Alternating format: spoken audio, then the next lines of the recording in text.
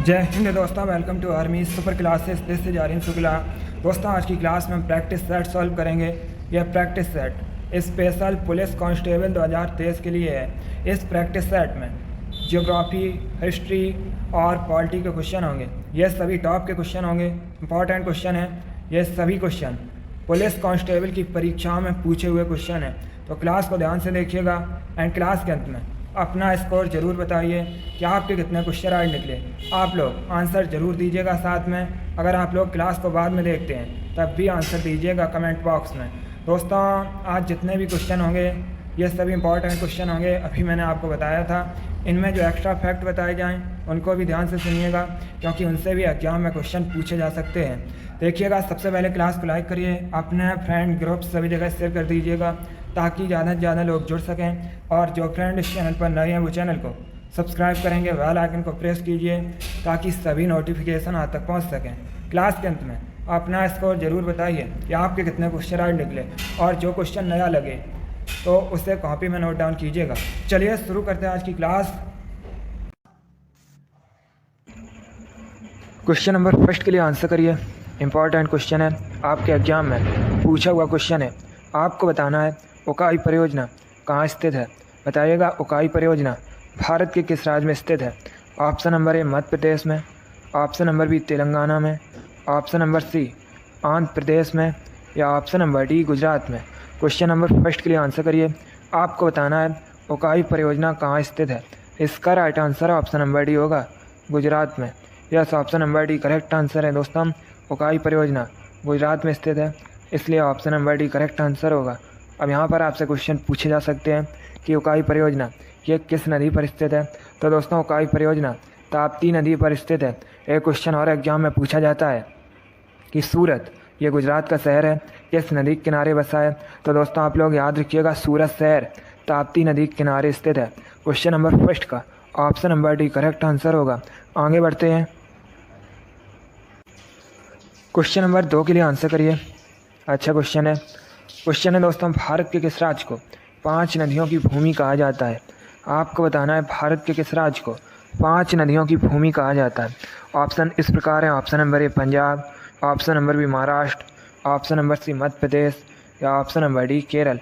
बताइएगा, question number 2 के लिए आंसर आपको बताना है भारत के किस राज्य को 5 नदियों की भूमि कहा जाता है। आज की क्लास में हम दोस्तों ज्योग्राफी के इंपॉर्टेंट क्वेश्चन डिस्कस करेंगे। ये सभी टॉप के क्वेश्चन होंगे। इसमें से कुछ ऐसे क्वेश्चन भी हैं जो आपके एग्जाम में कई बार पूछे गए हैं, तो आप लोग ध्यान से क्लास को देखिएगा। गुड, इसका right answer option number A होगा, पंजाब को। Yes, option number A correct answer है। दोस्तों, भारत में पंजाब को 5 नदियों की भूमि कहा जाता है, इसलिए option number A correct answer होगा। अब देखिए, अगर हम पंजाब की बात करें, पंजाब की दोस्तों सीमा पाकिस्तान देश के साथ मिलती है। पंजाब की राजधानी चंडीगढ़ है। चंडीगढ़ खुद एक केंद्र शासित प्रदेश होने के साथ ही पंजाब और हरियाणा राज्य की राजधानी है। क्वेश्चन नंबर 2 का option number A correct answer होगा। एक क्वेश्चन एग्जाम में पूछा गया था कि सुखना झील कहाँ पर है। तो दोस्तों, सुखना झील ये चंडीगढ़ में स्थित है। क्वेश्चन नंबर 2 का option number A correct answer होगा। आगे बढ़ते हैं, क्वेश्चन नंबर 3 के लिए आंसर करिए। क्वेश्चन है दोस्तों, एंजल जलप्रपात आपको बताना है किस देश में स्थित है। बताइएगा, एंजल वाटरफॉल ये किस देश में स्थित है। ऑप्शन नंबर ए वेनेजुएला में, ऑप्शन नंबर बी अर्जेंटीना में, ऑप्शन नंबर सी कनाडा में, या ऑप्शन नंबर डी ऑस्ट्रिया में। आपको बताना है एंजल जलप्रपात एंजल वाटरफॉल कहाँ पर स्थित है। क्वेश्चन नंबर 3 के लिए आंसर करिएगा। वेरी गुड, इसका right answer option number A होगा, वेनेजुएला में। Yes, option number A correct answer है। दोस्तों, एंजल जलप्रपात वेनेजुएला में स्थित है, इसलिए option number A correct answer होगा। आगे बढ़ते हैं, क्वेश्चन नंबर 4 के लिए आंसर करिए। अच्छा क्वेश्चन है, इंपॉर्टेंट है, आपके एग्जाम में पूछा हुआ क्वेश्चन है। आपको बताना है काकीनाडा बंदरगाह, काकीनाडा पोर्ट ये कहाँ पर स्थित है। ऑप्शन नंबर ए आंध्र प्रदेश में, ऑप्शन नंबर बी महाराष्ट्र में, ऑप्शन नंबर सी केरल में, या option number D none of the जिनमें से कोई नहीं। बताइएगा, काकीनाडा बंदरगाह कहाँ पर स्थित है। क्वेश्चन नंबर 4 के लिए आंसर करिए। वेरी गुड, इसका राइट आंसर होगा option number A Andhra Pradesh. Yes, option number A correct answer है। दोस्तों, काकीनाडा पोर्ट आंध्र प्रदेश में स्थित है। आगे बढ़ते हैं, क्वेश्चन नंबर 5 के लिए आंसर करिए। अब आपको बताना है डलहौजी हिल स्टेशन कहाँ पर स्थित है? बताइएगा। डलहौजी हिल स्टेशन ये कहाँ पर स्थित है? दोस्तों डेली आपके एग्ज़ाम के लिए स्पेशल क्लास होती है, तो आप लोग डेली क्लास को ज्वाइन कीजिएगा। गुड। इसका right answer option number A होगा, हिमाचल प्रदेश में। Yes, option number A correct answer है। डलहौजी हिल स्टेशन हिमाचल प्रदेश में स्थित है। आगे बढ़ते हैं, क्वेश्चन नंबर 6 के लिए आंसर करिए। ये भी इंपॉर्टेंट क्वेश्चन है, ये भी क्वेश्चन आपके एग्जाम में पूछा हुआ क्वेश्चन है। आपको बताना है निम्न में से किस नदी को बंगाल के शोक के नाम से जाना जाता है। आपको ये 4 ऑप्शन दिए गए हैं, चारों ऑप्शंस को ध्यान से पढ़िए और बताइएगा निम्न में से किस नदी को बंगाल के शोक के नाम से जाना जाता है। ऑप्शन इस प्रकार हैं, option number A Damodar, option number B Gomti, option number C Kosi या option number D none of these. Question number 6 के लिए आंसर करिएगा। इसका right answer option number A होगा, Damodar. Yes, option number A correct answer है दोस्तों। दामोदर नदी को बंगाल के शोक के नाम से जाना जाता है, इसलिए option number A correct answer होगा। अब देखिए, अगर हम ऑप्शंस के बारे में बात करें, गोमती नदी के किनारे लखनऊ शहर बसा है, लखनऊ उत्तर प्रदेश की राजधानी है। कोसी नदी को दोस्तों बिहार के शोक के नाम से जाना जाता है। यह भी क्वेश्चन कई बार एग्जाम में पूछा हुआ क्वेश्चन है, बिहार के शोक के नाम से किस नदी को जाना जाता है? तो याद रखिएगा कोसी नदी को। चलिए क्वेश्चन नंबर 6 का option number A correct answer है, दामोदर नदी को बंगाल के शोक के नाम से जाना जाता है। आगे बढ़ते हैं, क्वेश्चन नंबर 7 के लिए आंसर करिए। अब आपको बताना है सलाल परियोजना किस नदी पर स्थित है। पहली बात तो आप लोग याद रखिएगा, सलाल परियोजना ये दोस्तों जम्मू और कश्मीर में स्थित है। अब आपको बताना है ये किस नदी पर है। ऑप्शंस दिए गए हैं, ध्यान से ऑप्शन पढ़ लीजिए, उसके बाद आंसर करिए। आपको बताना है सलाल परियोजना किस नदी पर स्थित है। Right answer option number D होगा, चेनाब नदी पर। Yes, option number D correct answer है दोस्तों। सलाल परियोजना जम्मू कश्मीर में चेनाब नदी पर स्थित है, इसलिए option number D correct answer होगा। आगे बढ़ते हैं, क्वेश्चन नंबर 8 के लिए आप आंसर करिए। क्वेश्चन है बिहार राज्य की सीमा निम्नलिखित में से किस राज्य से नहीं मिलती है। आपको बताना है ये 4 ऑप्शन दिए गए हैं, इनमें से किसके साथ बिहार राज्य की सीमा नहीं मिलती है। ऑप्शन इस प्रकार हैं, option number A Paschim Bangal, option number B Uttar Pradesh, option number C Jharkhand या ऑप्शन नंबर डी कर्नाटक। अब आंसर करिए क्वेश्चन नंबर 8 के लिए। गुड। इसका right answer option number D होगा, Karnataka. Yes, option number D correct answer है दोस्तों। कर्नाटक के साथ बिहार की सीमा नहीं मिलती है, इसलिए option number D correct answer होगा। बाकी पश्चिम बंगाल, उत्तर प्रदेश, झारखंड इन तीनों राज्यों के साथ दोस्तों बिहार राज्य की सीमा मिलती है। क्वेश्चन नंबर 8 का option number D correct answer होगा, कर्नाटक के साथ बिहार की सीमा नहीं मिलती है। अगला क्वेश्चन देखते हैं, क्वेश्चन नंबर 9 के लिए आंसर करिए। यह भी अच्छा क्वेश्चन है। आपको बताना है भूमध्य रेखा निम्नलिखित में से किस देश से होकर गुजरती है। बताइएगा भूमध्य रेखा निम्नलिखित में से किस देश से होकर गुजरती है। Option number A Bharat, option number B Pakistan, option number C China या option number D Brazil. Answer करिए क्वेश्चन नंबर 9 के लिए। भूमध्य रेखा ये दोस्तों पृथ्वी को 2 बराबर भागों में बांटती है। भूमध्य रेखा एक काल्पनिक रेखा है और भूमध्य रेखा को इक्वेटर भी कहा जाता है। अब बताइएगा भूमध्य रेखा निम्नलिखित में से किस देश से होकर गुजरती है। इसका right answer option number D होगा, ब्राज़ील से। Yes, option number D correct answer है दोस्तों। भूमध्य रेखा निम्नलिखित में से ब्राज़ील देश के साथ होकर गुजरती है, इसलिए option number D correct answer होगा। चलिए क्वेश्चन नंबर 9 का option number D correct answer है। अब आप लोग क्लास खत्म होने के बाद कमेंट बॉक्स में ब्राज़ील देश की कैपिटल बताइएगा, ब्राज़ील देश की राजधानी का नाम क्या है। इसका आंसर आप लोग क्लास खत्म होने के बाद कमेंट बॉक्स में दीजिएगा। अगला क्वेश्चन देखते हैं, क्वेश्चन नंबर 10 के लिए आंसर करिए। अब आपको बताना है टेहरी बांध, टेहरी डैम ये दोस्तों किस नदी पर स्थित है। बताइएगा टेहरी बांध किस नदी पर स्थित है। Option number A Sutlej, option number B Kaveri, option number C Bhagirathi या option number D Krishna. Question number 10 के लिए आंसर करिएगा। गुड। इसका right answer option number C होगा, Bhagirathi. Yes, option number C correct answer है दोस्तों। टेहरी बांध भागीरथी नदी पर स्थित है, इसलिए option number C correct answer है। अब आप लोग बताइएगा टेहरी बांध ये किस राज्य में स्थित है। चलिए जल्दी से बताइएगा टेहरी बांध किस राज्य में स्थित है। गुड। यस दोस्तों, टेहरी बांध उत्तराखंड में स्थित है। क्वेश्चन नंबर 10 का option number C correct answer है, टेहरी बांध भागीरथी नदी पर है। आगे बढ़ते हैं, क्वेश्चन नंबर 11 के लिए आंसर करिए। यह भी इंपॉर्टेंट क्वेश्चन है, यह भी क्वेश्चन आपके एग्जाम में कई बार इसी प्रकार से पूछा गया है। क्वेश्चन है दोस्तों, विंध्याचल और सतपुड़ा पहाड़ियों के बीच से होकर बहने वाली मुख्य नदी कौन सी है?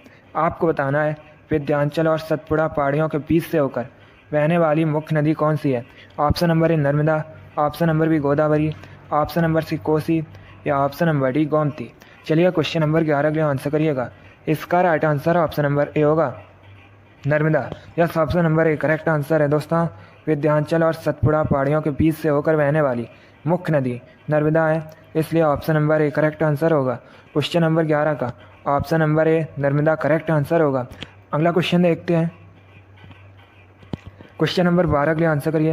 अब आपको बताना है राजघाट परियोजना किस नदी पर स्थित है? दोस्तों, राजघाट परियोजना ये उत्तर प्रदेश और मध्य प्रदेश की सीमा पर स्थित है। अब आपको बताना है ये किस नदी पर है। चलिए क्वेश्चन नंबर 12 के लिए आंसर करिएगा। जिसने अभी लाइक नहीं किया एक बार लाइक करिए, अपने फ्रेंड ग्रुप सभी जगह शेयर कर दीजिए ताकि ज़्यादा से ज़्यादा लोग जुड़ सकें। और जो फ्रेंड इस चैनल पर नए हैं वो चैनल को सब्सक्राइब करेंगे, बेल आइकन को प्रेस कीजिए ताकि सभी नोटिफिकेशन आप तक पहुंच सकें। आंसर करिए। आपको बताना है राजघाट परियोजना किस नदी पर स्थित है? गुड। इसका right answer option number A होगा बेतवा नदी पर स्थित है। Yes, option number A correct answer है। राजघाट परियोजना बेतवा नदी पर है। अगला क्वेश्चन देखते हैं। क्वेश्चन नंबर 13 के लिए आंसर करिए। अच्छा क्वेश्चन है। आपको बताना है एशिया का सबसे बड़ा द्वीप कौन सा है? बताइएगा एशिया का सबसे बड़ा द्वीप कौन सा है? Option number A Sumatra, option number B Sri Lanka, option number C Borneo या ऑप्शन नंबर डी ग्रीनलैंड। आपको बताना है एशिया का सबसे बड़ा द्वीप कौन सा है। अगर आपसे एग्जाम में पूछा जाए विश्व का सबसे बड़ा द्वीप कौन सा है तो याद रखिएगा ग्रीनलैंड। लेकिन यहाँ पर आपसे पूछा गया है एशिया का सबसे बड़ा द्वीप कौन सा है, तो दोस्तों राइट आंसर होगा Borneo. Yes, option number C correct answer है। दोनों अलग अलग क्वेश्चन है। एशिया का सबसे बड़ा द्वीप बोर्नियो है और विश्व का सबसे बड़ा द्वीप ग्रीनलैंड है। चलिए क्वेश्चन नंबर 13 का option number C correct answer होगा। अगला क्वेश्चन देखते हैं। क्वेश्चन नंबर 14 के लिए आंसर करिए। आपको बताना है तुंगभद्रा परियोजना किस नदी पर स्थित है? क्वेश्चन नंबर 14 के लिए आपको आंसर देना है। आपको बताना है तुंगभद्रा परियोजना किस नदी पर बनी है? Option number A Kosi, option number B Tungabhadra, option number C Tapti या ऑप्शन नंबर डी महानदी। इसका right answer option number B होगा Tungabhadra. Yes, option number B correct answer है। तुंगभद्रा परियोजना तुंगभद्रा नदी पर बनी है। आगे बढ़ते हैं। क्वेश्चन नंबर 15 के लिए आंसर करिए। यह भी अच्छा क्वेश्चन है। क्वेश्चन है दोस्तों साबरमती नदी का उद्गम किस राज्य से हुआ है? आपको बताना है साबरमती का नदी का उद्गम किस राज्य से हुआ है? ऑप्शन नंबर ए गुजरात से, ऑप्शन नंबर बी पंजाब से, ऑप्शन नंबर सी राजस्थान से या ऑप्शन नंबर डी हरियाणा से। अब देखिए इसका right answer option number C होगा राजस्थान से। Yes, option number C correct answer है दोस्तों। बहुत से लोग कंफ्यूज हो जाते हैं कि साबरमती नदी का उद्गम गुजरात से हुआ है, लेकिन ऐसा नहीं है। साबरमती नदी का उद्गम दोस्तों राजस्थान से हुआ है। आप लोग याद रखिएगा, अच्छा क्वेश्चन था। चलिए क्वेश्चन नंबर 15 का option number C correct answer होगा। दोस्तों अभी हमने 15 क्वेश्चन ज्योग्राफी के डिस्कस किए। अब जो आपके 15 क्वेश्चन होंगे वो हिस्ट्री के होंगे। चलिए आगे क्वेश्चन को देखते हैं। क्वेश्चन नंबर फर्स्ट के लिए आंसर करिए। इंपॉर्टेंट क्वेश्चन है, एग्जाम में पूछा हुआ क्वेश्चन है। आपको बताना है चोल वंश के संस्थापक कौन थे? बताइएगा चोल वंश के संस्थापक कौन थे?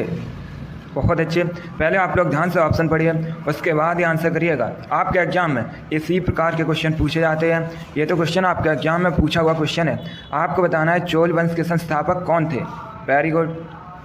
इसका right answer option number C होगा Vijayalaya. Yes, option number C correct answer है दोस्तों। चोल वंश के संस्थापक विजयालय थे, इसलिए option number C correct answer होगा। अब अगर हम ऑप्शंस की बात करें, चंद्रगुप्त मौर्य ने मौर्य वंश की स्थापना की थी, श्रीगुप्त ने गुप्त वंश की स्थापना की थी। तो आप लोग इनके बारे में याद रखिएगा, यहाँ से आपके एग्जाम में क्वेश्चन पूछे जा सकते हैं। क्वेश्चन नंबर फर्स्ट का option number C correct answer है। चोल वंश के संस्थापक विजयालय हैं। आगे बढ़ते हैं। क्वेश्चन नंबर 2 के लिए आंसर करिएगा। यह भी इंपॉर्टेंट क्वेश्चन है। यह भी क्वेश्चन कई बार आपके एग्जाम में इसी प्रकार से पूछा गया है। आपको बताना है हम्पी किस साम्राज्य की राजधानी थी। बताइएगा हम्पी किस साम्राज्य की राजधानी थी।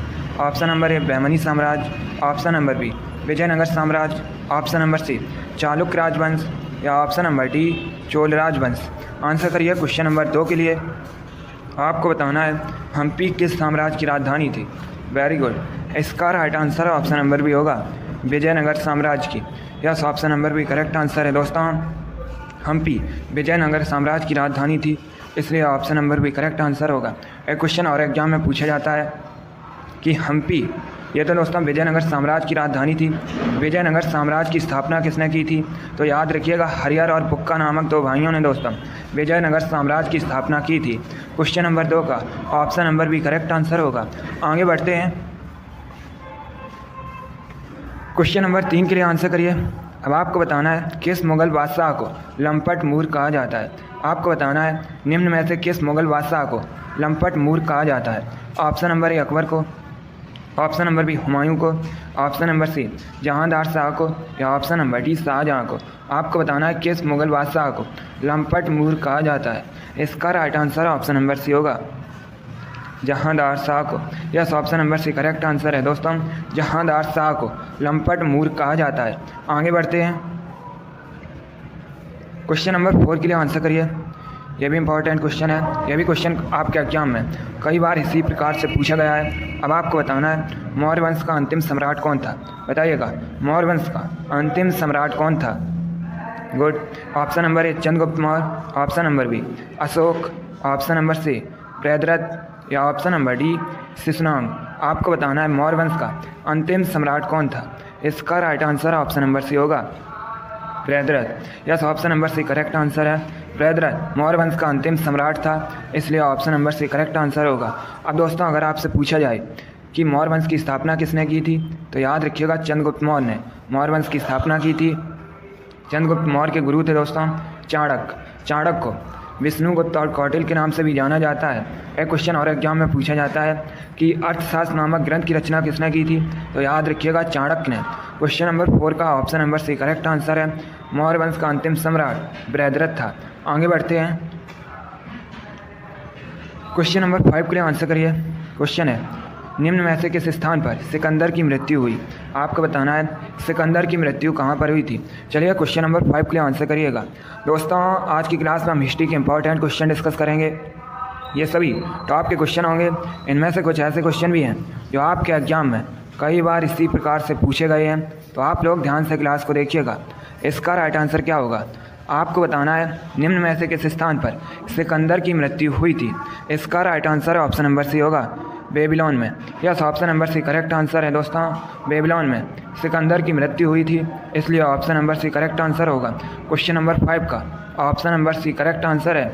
आगे बढ़ते हैं, क्वेश्चन नंबर 6 के लिए आंसर करिए। यह भी अच्छा क्वेश्चन है। आपको बताना है उज्जैन का प्राचीन नाम क्या है। बताइएगा उज्जैन का प्राचीन नाम क्या है। उज्जैन मध्य प्रदेश का शहर है। उज्जैन क्षिप्रा या शिप्रा नदी के किनारे बसा है। और एक क्वेश्चन आपके एग्जाम में पूछा गया था महाकालेश्वर मंदिर कहाँ पर है, तो ये भी दोस्तों उज्जैन में है। बताइएगा उज्जैन का प्राचीन नाम क्या है। वेरी गुड, इसका right answer option number C होगा Avantika. Yes, option number C correct answer है दोस्तों, अवंतिका उज्जैन का प्राचीन नाम है। अगला क्वेश्चन देखते हैं, क्वेश्चन नंबर 7 के लिए आंसर करिएगा। अब आपको बताना है निम्न में से किस शहर का प्राचीन नाम मायापुरी है। बताइएगा किस शहर का प्राचीन नाम मायापुरी है। ऑप्शन इस प्रकार हैं, option number A Haridwar, option number B Patna, option number C Ujjain, या ऑप्शन नंबर डी ननौतीज। आपको बताना है किस शहर का प्राचीन नाम मायापुरी है। इसका right answer option number A होगा Haridwar. Yes, option number A correct answer है, हरिद्वार का प्राचीन नाम मायापुरी है, इसलिए option number A correct answer होगा। हरिद्वार उत्तराखंड में है, आप लोग भी जानते होंगे। एक क्वेश्चन पूछ लेते हैं कि हरिद्वार किस नदी के किनारे बसा है, तो याद रखिएगा गंगा नदी के किनारे। अब अगर हम ऑप्शंस की बात करें, पटना, ये दोस्तों वर्तमान में बिहार की राजधानी है। पटना भी गंगा नदी के किनारे बसा है। और एक क्वेश्चन पूछा जाता है पटना का प्राचीन नाम क्या है, तो याद रखिएगा पटना का प्राचीन नाम पाटलिपुत्र है। ऑप्शन नंबर सी की अगर हम बात करें उज्जैन, तो अभी मैंने आपको बताया था उज्जैन का प्राचीन नाम अवंतिका है। उज्जैन मध्य प्रदेश का शहर है और ये क्षिप्रा या शिप्रा नदी के किनारे बसा है। आगे बढ़ते हैं, क्वेश्चन नंबर 8 के लिए आंसर करिए। अब आपको बताना है लोधी वंश की स्थापना किसने की थी। बताइएगा लोधी वंश की स्थापना किसने की थी। Option number A Bahlol Lodhi, option number B Sikandar Lodhi, option number C Ibrahim Lodi या option number D none of the, जिनमें से कोई नहीं। आपको बताना है लोदी वंश की स्थापना किसने की थी। इसका राइट आंसर होगा option number A Bahlol Lodi. Yes, option number A correct answer है दोस्तों।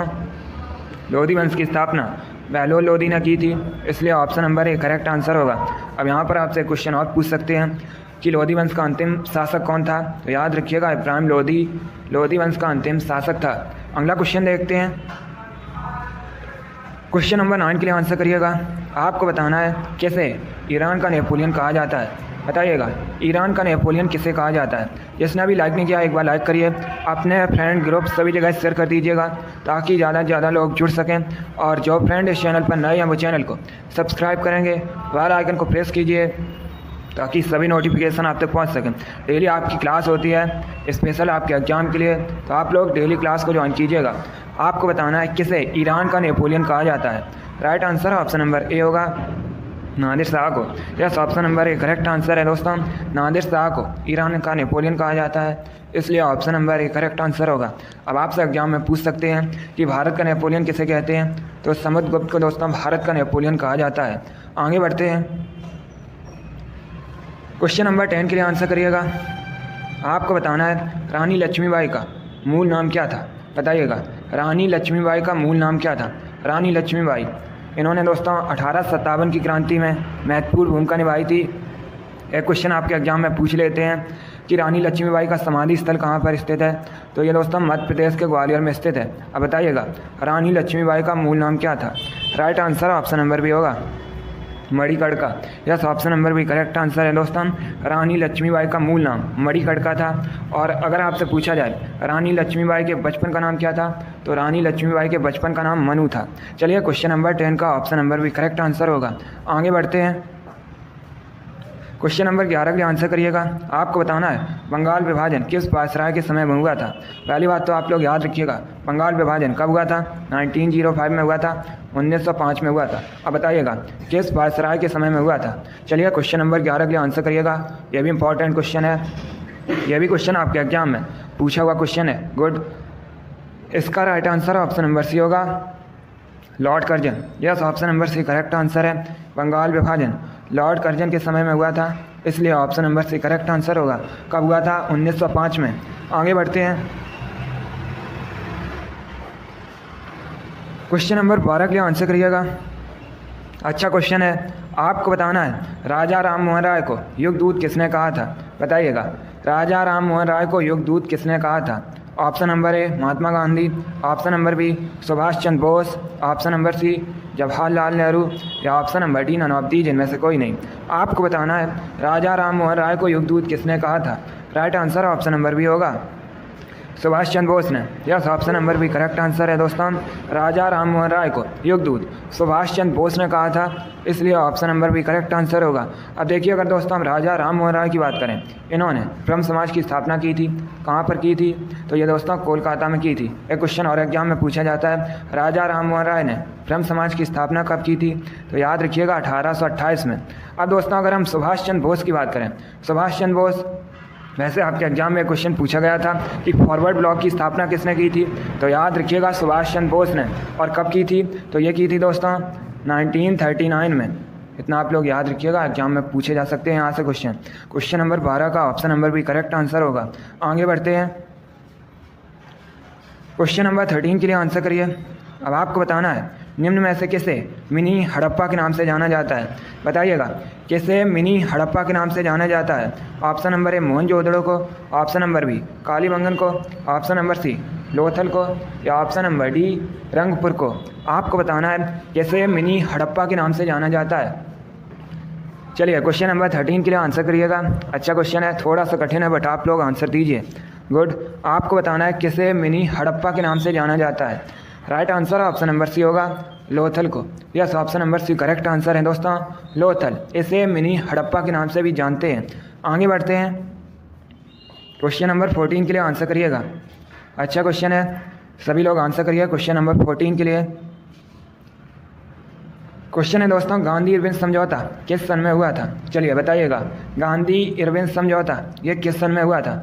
एक क्वेश्चन पूछ लेते हैं, गांधी इरविन समझौता इसे और किस नाम से जाना जाता है। तो याद रखिएगा दोस्तों दिल्ली समझौता के नाम से भी गांधी इरविन समझौता को जाना जाता है। अब आपको बताना है गांधी इरविन समझौता ये किस सन में हुआ था। चलिए बताइएगा। क्वेश्चन नंबर 14 का answer. Very good, right answer option number भी होगा 1931 में। Yes, option number B correct answer है दोस्तों। गांधी इरविन समझौता ये 1931 में हुआ था, इसलिए option number B correct answer होगा। चलिए क्वेश्चन नंबर 14 का option number B correct answer होगा। अगला क्वेश्चन देखते हैं। क्वेश्चन नंबर 15 के लिए आंसर करिए। आपको बताना है आमेर का किला कहाँ स्थित है। चलिए क्वेश्चन नंबर 15 के लिए आंसर करिएगा। ऑप्शन नंबर ए राजस्थान में, ऑप्शन नंबर बी गुजरात में, ऑप्शन नंबर सी हिमाचल प्रदेश में, या option number D Madhya Pradesh में। आपको बताना है आमेर फोर्ट ये कहाँ पर स्थित है। क्वेश्चन नंबर 15 के लिए आंसर करिएगा। Good, right answer option number A होगा राजस्थान में। Yes, option number A correct answer है दोस्तों। आमेर का किला राजस्थान में स्थित है, इसलिए option number A correct answer होगा। क्षेत्रफल की दृष्टि से भारत का सबसे बड़ा राज्य राजस्थान है। राजस्थान की राजधानी जयपुर है। जयपुर को भारत में पिंक सिटी के नाम से भी जाना जाता है। क्वेश्चन नंबर 15 का option number A correct answer होगा। आगे बढ़ते दोस्तों, अभी हमने हिस्ट्री के इंपॉर्टेंट क्वेश्चन डिस्कस किए। अब जो आपके क्वेश्चन होंगे वो पॉलिटी के क्वेश्चन होंगे। चलिए आगे बढ़ते हैं। क्वेश्चन नंबर फर्स्ट आपके सामने है, आंसर करिए क्वेश्चन नंबर फर्स्ट के लिए। अच्छा क्वेश्चन है, इंपॉर्टेंट है ये क्वेश्चन एग्जाम में कई बार इसी प्रकार से पूछा गया है। आपको बताना है संसद के दोनों सदनों के संयुक्त अधिवेशन की अध्यक्षता कौन करता है। ऑप्शन दिए गए आपको। ऑप्शन इस प्रकार है। ऑप्शन नंबर ए उपराष्ट्रपति, ऑप्शन नंबर बी प्रधानमंत्री, ऑप्शन नंबर सी राष्ट्रपति, ऑप्शन नंबर डी स्पीकर। सभी लोग क्वेश्चन नंबर फर्स्ट के लिए आंसर करिए। आपको बताना है संसद के दोनों सदनों के संयुक्त अधिवेशन की अध्यक्षता कौन करता है। इसका right answer option number D होगा लोकसभा अध्यक्ष। Yes, option number D correct answer है दोस्तों। संसद के दोनों सदनों के संयुक्त अधिवेशन की अध्यक्षता स्पीकर करता है, लोकसभा अध्यक्ष करता है, इसलिए option number D correct answer होगा। अब आपसे एग्जाम में क्वेश्चन पूछ सकते हैं कि संसद के दोनों सदनों के संयुक्त अधिवेशन को बुलाता कौन है। तो दोस्तों बुलाता राष्ट्रपति है, लेकिन इसकी जो अध्यक्षता है ये स्पीकर करता है, इसलिए option number D correct answer होगा। जिसने भी क्वेश्चन नंबर फर्स्ट का ऑप्शन नंबर डी दिया उनका राइट आंसर है। वेरी गुड, बहुत अच्छे दोस्तों। चलिए नेक्स्ट क्वेश्चन आपके सामने है, इसका आंसर करिएगा। आपको बताना है अटॉर्नी जनरल की नियुक्ति कौन करता है। यह भी अच्छा क्वेश्चन है, जल्दी से आंसर करिए क्वेश्चन नंबर 2 के लिए। बहुत अच्छे दोस्तों, वेरी गुड। इसका राइट आंसर क्या होगा। आपको बताना है अटॉर्नी जनरल की नियुक्ति कौन करता है। Right answer option number C होगा राष्ट्रपति। Yes, option number C correct answer है दोस्तों। अटॉर्नी जनरल की नियुक्ति राष्ट्रपति करता है, इसलिए option number D correct answer होगा। क्वेश्चन नंबर 3 आपके सामने है। आपको बताना है राष्ट्रीय आपातकाल की घोषणा किसके द्वारा की जाती है।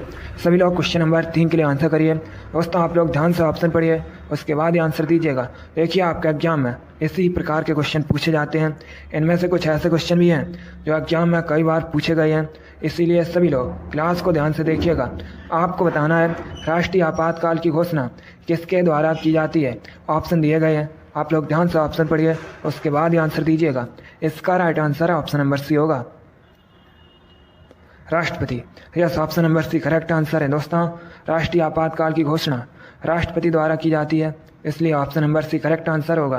क्वेश्चन नंबर 3 का option number C correct answer है। क्वेश्चन नंबर 4 आपके सामने है। यह भी अच्छा क्वेश्चन है। यह भी क्वेश्चन कई बार इसी प्रकार से एग्जाम में पूछा गया है।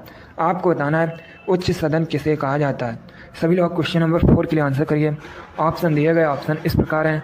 Option number A Lok Sabha, option number B Rajya Sabha, option number C Vidhan Sabha, option number D none of these. आपको बताना है उच्च सदन किसे कहा जाता है। जल्दी से आंसर करिए क्वेश्चन नंबर 4 के लिए। इसका राइट आंसर होगा ऑप्शन नंबर बी राज्यसभा को। Yes, option number B correct answer है दोस्तों। उच्च सदन राज्यसभा कहा जाता है, इसलिए option number B correct answer होगा। निम्न सदन लोकसभा कहा जाता है। सबसे अधिक दोस्तों राज्यसभा सीट भारत में उत्तर प्रदेश में है। कितनी है? 31 है, आप लोग याद रखिएगा। और सबसे अधिक लोकसभा सीट ये भी उत्तर प्रदेश में है, 80 है, आप लोग याद रखिए। चलिए क्वेश्चन नंबर 4 का option number B correct answer होगा। जिसने भी क्वेश्चन नंबर 4 का ऑप्शन नंबर बी दिया उनका राइट आंसर है। Very good. अगला क्वेश्चन देखते हैं। क्वेश्चन नंबर 5 आपके सामने है। अब आपको बताना है भारत के मुख्य चुनाव आयुक्त की नियुक्ति कौन करता है? सभी लोग क्वेश्चन नंबर 4 के लिए आंसर करिए। ऑप्शन दिए गए हैं, ध्यान से ऑप्शन पढ़िए, उसके बाद ही आंसर करिएगा। बहुत अच्छे दोस्तों, देखिए आप लोग क्लास खत्म होने के बाद कमेंट बॉक्स में ज़रूर बताइएगा कि आपके कितने क्वेश्चन राइट निकले। जल्दी से आंसर करिए क्वेश्चन नंबर 5 के लिए। आपको बताना है भारत के मुख्य चुनाव आयुक्त की नियुक्ति कौन करता है? इसका right answer option number A होगा, राष्ट्रपति। Yes, option number A correct answer है। राष्ट्रपति भारत के मुख्य चुनाव आयुक्त की नियुक्ति करता है, इसलिए option number A correct answer है। जिसने भी क्वेश्चन नंबर 5 का ऑप्शन नंबर ए दिया उनका राइट आंसर है। वेरी गुड, बहुत अच्छे दोस्तों। चलिए नेक्स्ट क्वेश्चन आपके सामने है, क्वेश्चन नंबर 6 है। जल्दी से आंसर करिए क्वेश्चन नंबर 6 के लिए। आपको बताना है जब भारतीय संविधान बना उस समय कितने अनुच्छेद थे? क्वेश्चन नंबर 6 के लिए आंसर करिएगा। ये भी क्वेश्चन एग्जाम में कई बार इसी प्रकार से पूछा गया है। देखिएगा पॉलिटी के इसी प्रकार के क्वेश्चन पूछे जाते हैं। सभी लोग क्लास को ध्यान से देखिएगा और जो क्वेश्चन आए उसे आप लोग नोट डाउन कीजिए। आंसर करिए क्वेश्चन नंबर 6 के लिए। आपको बताना है जब भारतीय संविधान बना उस समय कितने अनुच्छेद थे? इसका right answer option number A होगा, 395। Yes, option number A correct answer है। जब भारतीय संविधान बना था उस समय दोस्तों 395 अनुच्छेद थे, आर्टिकल थे। अब आपसे एग्जाम में पूछ सकते हैं कि जब भारतीय संविधान बना था उस समय कितनी अनुसूचियाँ थीं? तो आप लोग याद रखिएगा 8 अनुसूचियाँ थीं। चलिए क्वेश्चन नंबर 6 का option number A correct answer होगा। अगला क्वेश्चन देखते हैं। क्वेश्चन नंबर 7 आपके सामने है। आपको बताना है भारतीय संविधान सभा का उपाध्यक्ष किसे नियुक्त किया गया था? सभी लोग क्वेश्चन नंबर 7 के लिए आंसर करिए। पहले ध्यान से ऑप्शन पढ़िए, उसके बाद ही आंसर करिएगा। इसका राइट आंसर क्या होगा जल्दी से बताइए। आपको बताना है भारतीय संविधान सभा का उपाध्यक्ष किसे नियुक्त किया गया था? इसका right answer option number D होगा, HC मुखर्जी को। Yes, option number D correct answer है। भारतीय संविधान सभा का उपाध्यक्ष HC मुखर्जी को नियुक्त किया गया था, इसलिए option number D correct answer होगा। अब यहाँ से आपके एग्जाम में और क्वेश्चन पूछे जा सकते हैं। जैसे दोस्तों भारतीय संविधान सभा का अस्थायी अध्यक्ष किसे नियुक्त किया गया था? तो याद रखिएगा सच्चिदानंद सिन्हा को। और दोस्तों भारतीय संविधान सभा का स्थायी अध्यक्ष किसे नियुक्त किया गया था? तो याद रखिएगा डॉक्टर राजेंद्र प्रसाद को। तीनों अलग अलग क्वेश्चन हैं, तीनों के बारे में याद रखिए। चलिए क्वेश्चन नंबर 7 का option number D correct answer होगा। अगला क्वेश्चन देखते हैं। क्वेश्चन नंबर 8 आपके सामने है। अब आपको बताना है राज्य के मुख्यमंत्री तथा अन्य मंत्रियों की नियुक्ति कौन करता है? सभी लोग क्वेश्चन नंबर 8 के लिए आंसर करिएगा। ऑप्शन दिए गए हैं, ध्यान से ऑप्शन पढ़िए, उसके बाद ही आंसर करिए। दोस्तों जिसने अभी लाइक नहीं किया एक बार लाइक करिए और इसे ज़्यादा से ज़्यादा शेयर कीजिएगा। जल्दी से आंसर करिए क्वेश्चन नंबर 8 के लिए। इसका right answer option number C होगा, राज्यपाल। Yes, option number C correct answer है। जिसने भी क्वेश्चन नंबर 8 का ऑप्शन नंबर सी दिया उनका राइट आंसर है। Very good. अगला क्वेश्चन देखते हैं। क्वेश्चन नंबर 9 आपके सामने है। आपको बताना है भारत में सबसे बड़ी विधानसभा किस राज्य में है? क्वेश्चन नंबर 9 के लिए आंसर करिए। ऑप्शन दिए गए ऑप्शन इस प्रकार हैं। Option number A Uttar Pradesh, option number B Bihar, option number C Kerala, option number D Maharashtra. आपको बताना है भारत में सबसे बड़ी विधानसभा किस राज्य में है? इसका right answer option number A Uttar Pradesh होगा। Yes, option number A correct answer है। उत्तर प्रदेश की विधानसभा भारत में सबसे बड़ी विधानसभा है, इसलिए option number A correct answer है। जिसने भी क्वेश्चन नंबर 9 का ऑप्शन नंबर ए दिया उनका राइट आंसर है। Very good. अगला क्वेश्चन देखते हैं। क्वेश्चन नंबर 10 आपके सामने है। अच्छा क्वेश्चन है, सभी लोग आंसर करिए। आपको बताना है भारतीय संसद के कितने अंग हैं? क्वेश्चन नंबर 10 के लिए आंसर करिएगा। यह भी क्वेश्चन UPSSC की परीक्षा में पूछा हुआ क्वेश्चन है, बिल्कुल इसी प्रकार से पूछा गया था। इसका right answer option number B होगा, 3। Yes, option number B correct answer है। दोस्तों भारतीय संसद के 3 अंग हैं, इसलिए option number B correct answer है। दोस्तों भारतीय संसद के 3 अंग राष्ट्रपति, राज्यसभा, लोकसभा हैं। चलिए क्वेश्चन नंबर 10 का option number B correct answer होगा। अगला क्वेश्चन देखते हैं। क्वेश्चन नंबर 11 आपके सामने है। सभी लोग आंसर करिए। अच्छा क्वेश्चन है। आपको बताना है लोकसभा को भंग करने का सर्वप्रथम अधिकार किसके पास है? सभी लोग क्वेश्चन नंबर 11 के लिए आंसर करिएगा। ऑप्शन दिए गए हैं, ध्यान से ऑप्शन पढ़िए, उसके बाद ही आंसर करिएगा। आपको बताना है लोकसभा को भंग करने का सर्वप्रथम अधिकार किसके पास है? इसका right answer option number B होगा, राष्ट्रपति। Yes, option number B correct answer है दोस्तों। लोकसभा को भंग करने का सर्वप्रथम अधिकार राष्ट्रपति के पास है, इसलिए option number B correct answer होगा। एक एग्जाम में क्वेश्चन पूछा जाता है, क्या राज्यसभा को कभी भंग किया जाता है? तो आप लोग याद रखिएगा दोस्तों, राज्यसभा को कभी भंग नहीं किया जा सकता है, ये भी याद रखिए। चलिए क्वेश्चन नंबर 11 का option number B correct answer होगा। अगला क्वेश्चन देखते हैं। क्वेश्चन नंबर 12 आपके सामने है। अच्छा क्वेश्चन है, आपको बताना है भारतीय संविधान के अनुसार कौन मौलिक अधिकार नहीं है। क्वेश्चन नंबर 12 के लिए आंसर करिए। ऑप्शन दिए गए ऑप्शन इस प्रकार हैं। ऑप्शन नंबर ए स्वतंत्रता का अधिकार, ऑप्शन नंबर बी नौकरी का अधिकार, ऑप्शन नंबर सी धार्मिक स्वतंत्रता का अधिकार, option number D none of these. आपको बताना है भारतीय संविधान के अनुसार कौन मौलिक अधिकार नहीं है। इसका right answer option number B होगा, नौकरी का अधिकार। Yes, option number B correct answer है दोस्तों। नौकरी का अधिकार ये एक मौलिक अधिकार नहीं है, इसलिए option number B correct answer होगा। वर्तमान में भारतीय संविधान में कितने मौलिक अधिकार हैं? 6 मौलिक अधिकार हैं। ये दोस्तों भाग 3 में वर्णित हैं, अनुच्छेद 12 से 35 तक हैं, ये भी आप लोग याद रखिएगा। चलिए क्वेश्चन नंबर 12 का option number B correct answer होगा। अगला क्वेश्चन देखते हैं।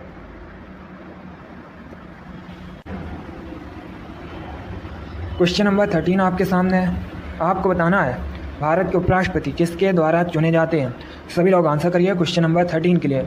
ऑप्शन दिए गए ऑप्शन इस प्रकार हैं। ऑप्शन नंबर ए राज्यसभा सदस्यों द्वारा, ऑप्शन नंबर बी लोकसभा सदस्यों द्वारा, ऑप्शन नंबर सी ए और बी दोनों, ऑप्शन नंबर डी प्रधानमंत्री द्वारा। आपको बताना है भारत के उपराष्ट्रपति किसके द्वारा चुने जाते हैं।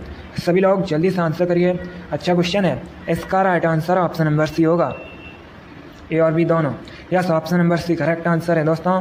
भारत के उपराष्ट्रपति राज्यसभा सदस्यों द्वारा और लोकसभा सदस्यों द्वारा चुने जाते हैं, इसलिए option number C correct answer होगा। क्वेश्चन नंबर 14 के लिए आंसर करिए। क्वेश्चन आपके सामने है।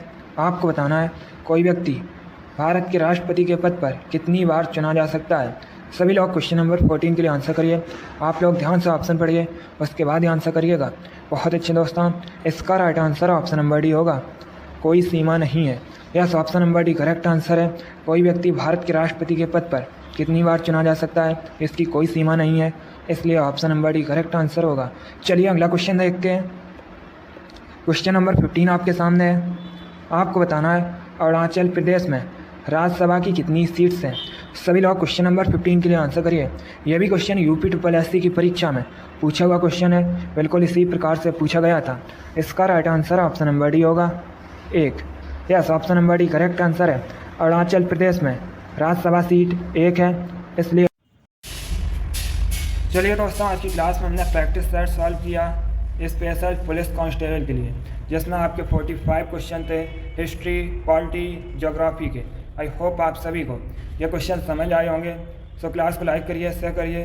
चैनल पर नए हैं तो चैनल को सब्सक्राइब कीजिएगा, बेल आइकन को प्रेस कीजिए ताकि सभी नोटिफिकेशन आप तक पहुंच सकें। डेली आपकी क्लासेस होती हैं स्पेशल पुलिस कांस्टेबल 2023 के लिए, तो डेली सभी लोग सभी क्लासेस को ज्वाइन कीजिएगा। चलिए इसी के साथ मैं आपको मिलूँगा अगली क्लास में। Thank you guys, thank you for watching. God bless you all.